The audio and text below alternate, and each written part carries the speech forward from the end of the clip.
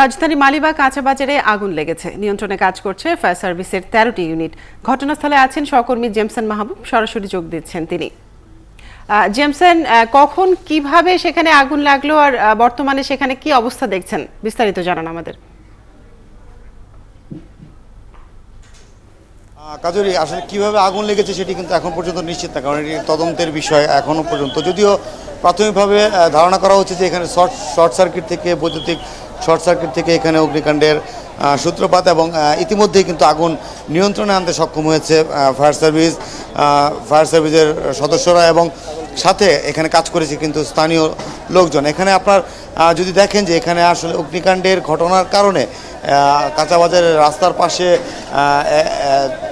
3, 5টি, 7, 8, মোটামুটি 10 থেকে 12টি দোকান আমরা সামনে দেখছি। তার পেছনে কিন্তু আরও অনেক দোকান, মোটামুটি বলা যায় যে অর্ধশতাধিক দোকান এখানে কিন্তু অগ্নিকাণ্ডে ক্ষতিগ্রস্ত হয়েছে। এবং এখন পর্যন্ত যে অগ্নিকাণ্ডের ঘটনার পরে ব্যবসায়ীরা কিন্তু এখানে এসে, এবং স্থানীয় জনগণ রয়েছে, তারা সাধারণ মানুষ, তারা পানি এবং বালি দিয়ে তারা সহায়তার কারণে আগুন মোটামুটি নিয়ন্ত্রণে আনতে সক্ষম হয়েছে। ফায়ার সার্ভিসের 13টি ইউনিট কাজ করে আগুন মোটামুটি নিয়ন্ত্রণে এনেছে এখন পর্যন্ত।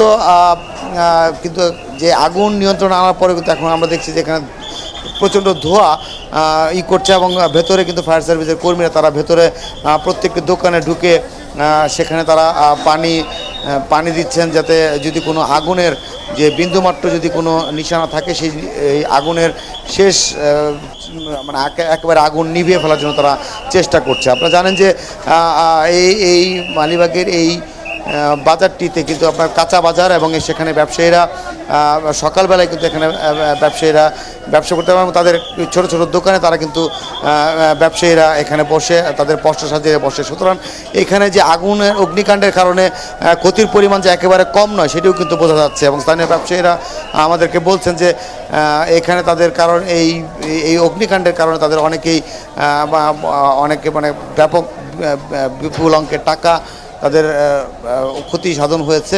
তারপরেও কিন্তু তারা যে মানে এখনও প্রত্যাশা করছে যে আগুন নিয়ন্ত্রণে আনা হলে হয়তোবা তাদের যে ক্ষতি সেটি হয়তোবা অনেকটা পুষিয়ে উঠতে পারবে। আর অগ্নিকাণ্ডের কারণ যদি আমি আপনাকে আগেই বলেছি যে আসলে এখন পর্যন্ত নিশ্চিত করে বলা যাচ্ছে না যে কোথায় থেকে আগুনটির সূত্রপাত এবং কী কারণে আগুনের সূত্রপাত। যদিও ফায়ার সার্ভিস বলছে প্রাথমিকভাবে যে বৈদ্যুতিক শর্ট সার্কিটের মাধ্যমেই আগুনটি সূত্রপাত হয়, এবং তা মুহূর্তেই ছড়িয়ে পড়ে পুরো মার্কেটের বেশ কয়েকটি দোকানে। এবং এখনও কিন্তু সেখানে আগুন না নিভলেও ভেতরে যদি আপনি দেখেন যে ভেতরে কিন্তু এখনও ধোঁয়ার আমরা দেখছি, প্রচণ্ড ধোঁয়া দেখতে পাচ্ছি, এবং সেখানে কিন্তু ফায়ার সার্ভিসের কর্মীরা তারা কিন্তু ভেতরে প্রবেশ করতে পারছে না ধোঁয়ার কারণে। কারণ হচ্ছে আপনারা জানেন এই জায়গাটি কিন্তু অনেকটা ঘিঞ্জি জায়গা, যে দোকান হলে একটার সাথে আরেকটা দোকান কিন্তু খুব লাগোয়া দোকান এবং খুব সরু রাস্তা। তো সেখানে ভেতর থেকে আপনার